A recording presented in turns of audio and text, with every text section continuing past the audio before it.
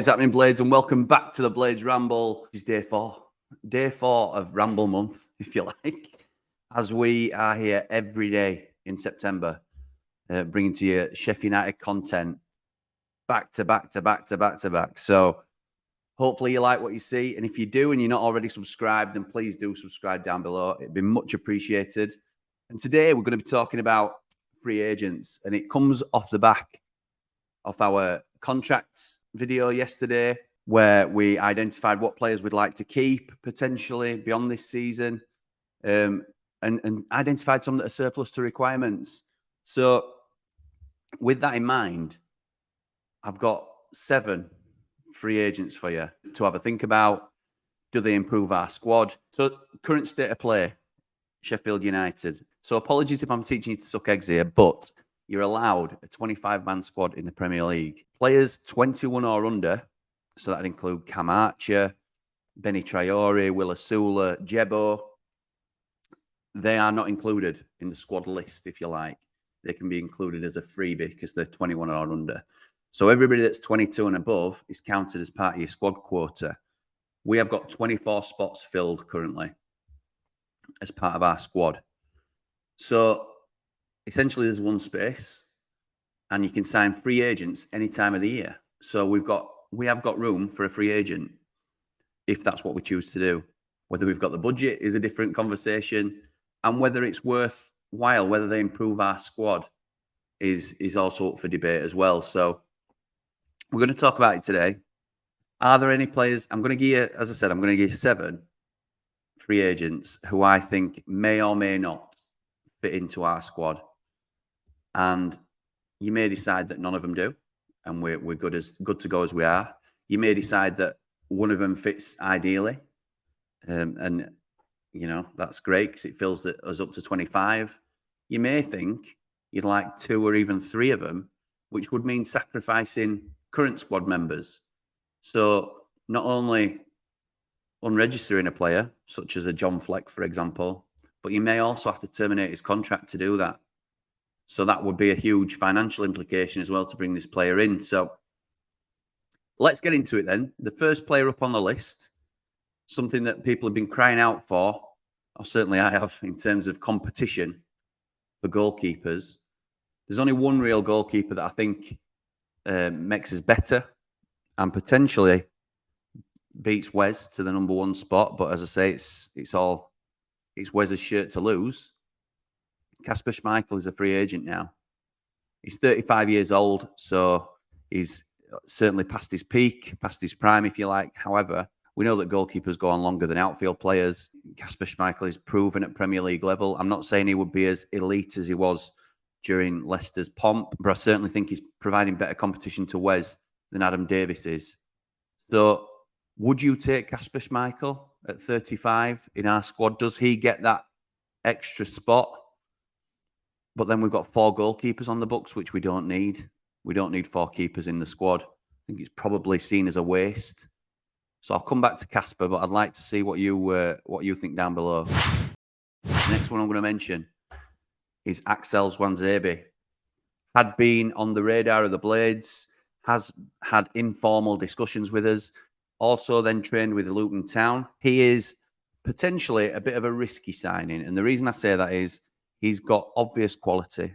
I don't doubt his ability in any way. I think he improves us if he's fit. I think he potentially gets into our starting 11, which is a big call. But he's very injury prone.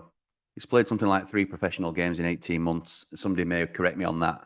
I haven't done the necessary research, but I know he's played very little over the last 18 months or so. But he is some player. And if you can get back to anywhere near the levels he was, then I think we'd have a real asset on our hands. And I think it's in a similar ilk to the Tom Davies signing, where it's high risk in so much as you fill in a squad place and it'll be on decent wages.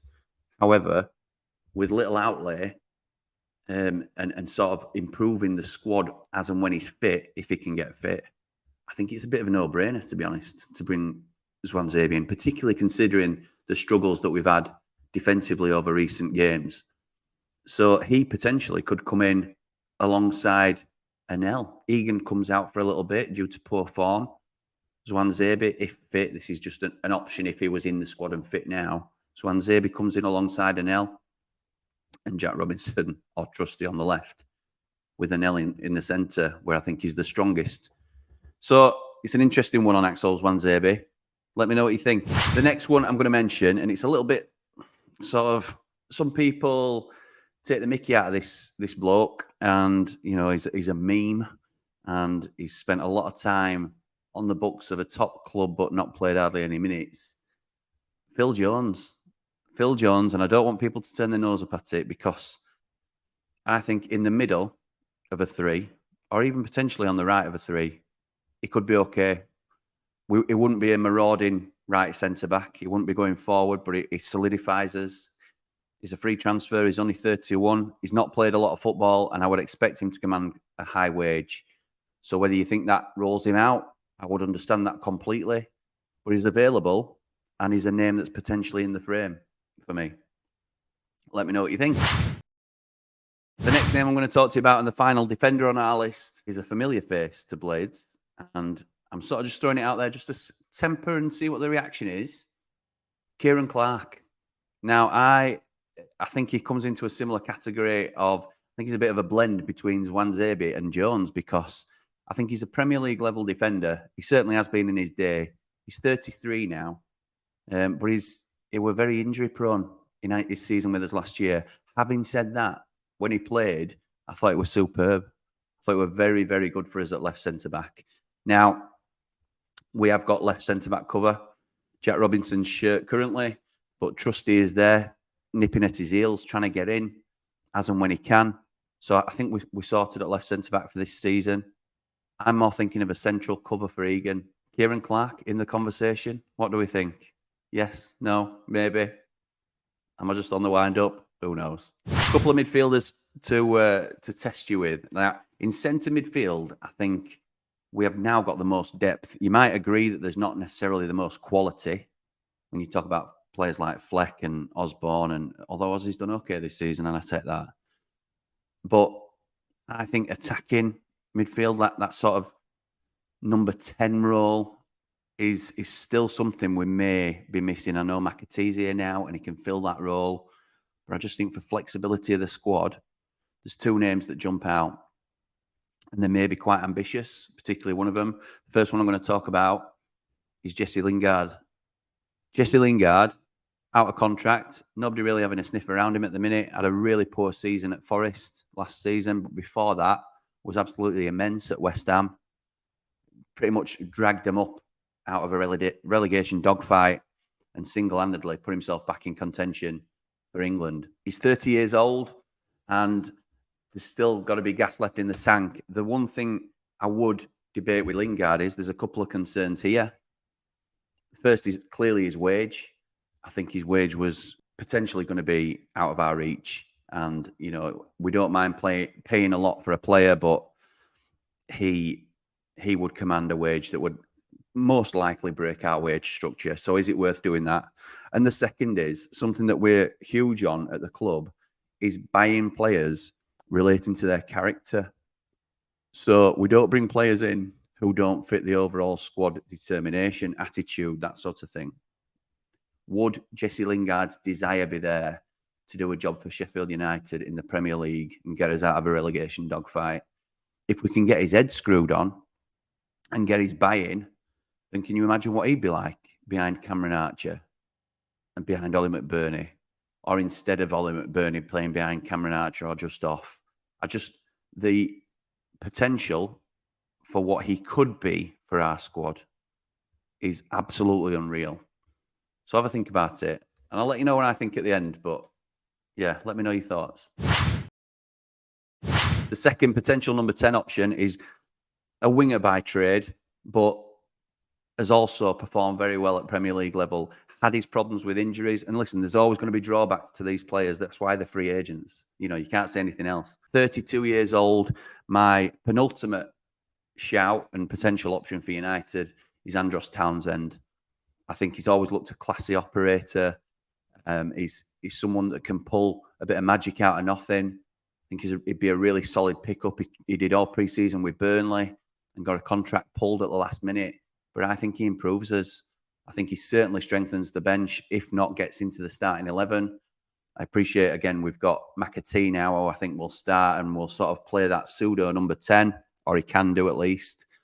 But I'd like to think that Townsend could also do a very good job for us if he can stay fit, and that's a big if. So, Andros Townsend, anybody? And the last one I'm going to pip for is Alfredo Morelos. And it's a bit of a left field one. It was at Rangers and at times showed real quality. Absolutely ripped up the league for a long period at one stage. And then he sort of dropped off a cliff a little bit and sort of lost his way. Now, I don't know whether that's a confidence thing. I don't know whether he's sort of motivated or needs help getting motivated for his performances. Then he's had a few weight issues by the looks of things, but he's only 27. And if we can get anywhere near the potential that he showed early doors, then would it be another slightly more experienced head to bring in up front? Would he complement our bench well if we get him on a decent deal?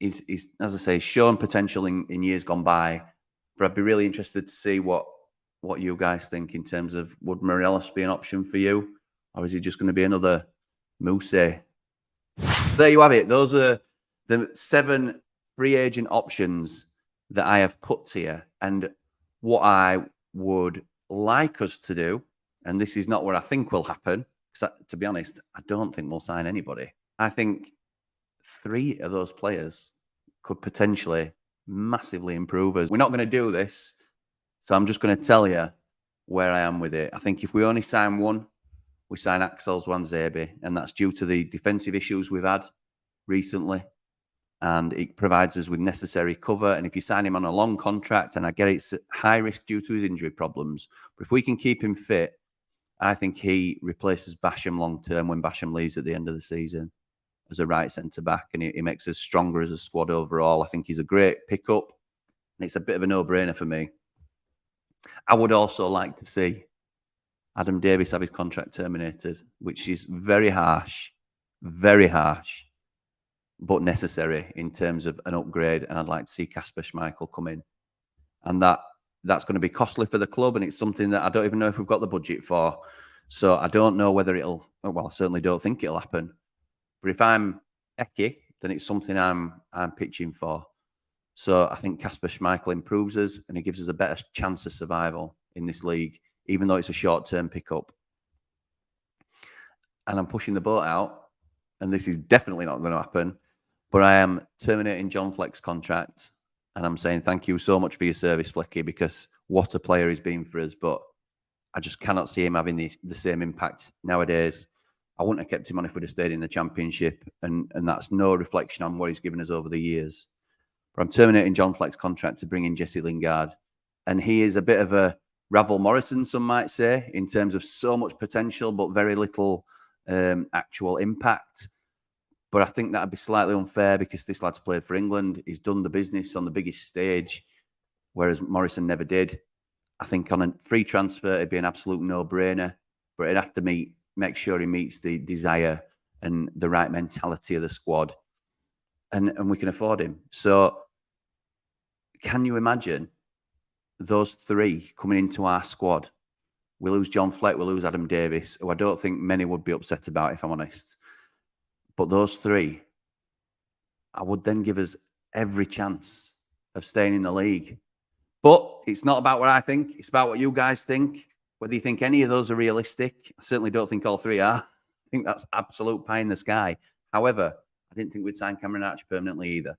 So who knows? This club can surprise us. It's just a little bit of fun, really, because, as I say, I don't think we'll do any of it. We might sign somebody like Tuanzebe. I've obviously focused purely on the domestic market because I don't know enough about the foreign market. So let me know what you think. Do you agree with my shouts? Do you think I'm absolutely ridiculous? Would you scrap all of them? You're happy with the squad we've got currently? Everybody's opinion is valid. It's all very much appreciated. If you want to join me on my Ramble Reset, which I've started today, then there's all the information down below about signing up with my personal trainer and, going on a bit of a fitness journey with me as I try and lose the pounds. I'm absolutely starving today, I must say, but we'll get there. We'll get there. It's day one, so we're all right. We're still motivated. And if you do like what we've been doing on the videos, then please do subscribe and help us reach our goal of 5K before Christmas Day. We are absolutely rocketing up in numbers, and it's fantastic to see, but we need to keep that charge going if we're going to get to the target that we need to meet, because then we're in conversation of getting on bigger platforms and being seen by a wider audience. Thanks, everybody, for your support. It's very much appreciated. Come on, you red and white wizards. Up the blades. Ramble on.